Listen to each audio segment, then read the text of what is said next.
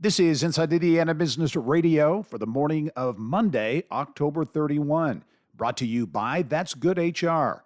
I'm Gary Dick. Increasingly, rural cities and towns throughout Indiana are coming together to take control of their futures with projects aimed at enhancing quality of life and making their communities a place where people want to live, work, and play. Office of Community and Rural Affairs Executive Director Denny Spinner says it's all about attracting people. These communities need people more than they need jobs. Indiana has done a great job of providing a lot of jobs in our state, and now we're challenged with how do we fill those jobs? Indianapolis-based Nico Corporation has completed a $12.5 million funding round.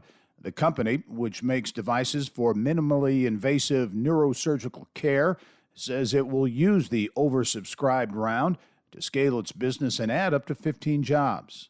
Inside Indiana Business Radio on Demand is brought to you by the following. With one call to That's Good HR, your hiring challenge is solved. It's that simple. That's Good HR is the secret ingredient to strategic staffing. Have an HR, accounting, administrative, or customer service position to fill? Trust That's Good HR to make a match that's good for everyone, whether temp to hire, or a direct hire placement. For 22 years, That's Good HR has been handpicking employees and employers through a highly personal and authentic approach that delivers long-term results. Visit that'sgoodhr.com.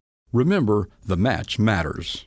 Concerned about the economy? You aren't alone. Join us at IBJ's 2023 Economic Forecast event to hear a succinct rundown of numbers-driven predictions for the economy, business, and markets for the year ahead. From the biggest risk to the economy to what will dictate the length and strength of the economic cycle, we'll be digging into questions to help position your business for success in 2023. Register or reserve a corporate table by November 8th at ibj.com/events. A Fort Wayne-based startup is developing a wearable device for the knee that the founder and CEO says could help monitor the joint's health and potentially prevent an athlete from tearing an ACL. Here's Inside Indiana Business reporter Kylie Valletta.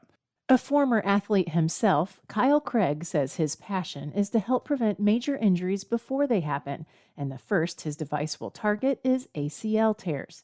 His startup, called Kyvesis, is working to commercialize a device that monitors the knee while in motion. The device is a wearable sleeve that wraps around the knee and has electronic circuitry to collect and analyze knee ligament movements. Craig, who is founder and CEO, says the device will help spot what's called anterior knee laxity, or looseness, a known risk factor for ACL tears. There's a way that we can use infrared light similar to an ultrasound. The infrared light penetrates through the skin and bounces back, and we can pick that up and use what's called machine learning to make sense of what the reflections mean. Craig says the initial target customer will be athletic trainers. The startup is working to finalize the first version of the device and will then focus on testing.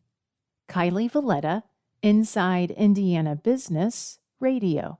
Construction delays are forcing the Vigo County Capital Improvement Board to push back the opening of the Larry Bird Museum in Terre Haute. That, according to our partners at WTHI-TV. It was previously set to open next spring, but now is likely to open in November or December of 2023. This report is brought to you by That's Good HR, the secret ingredient to strategic staffing.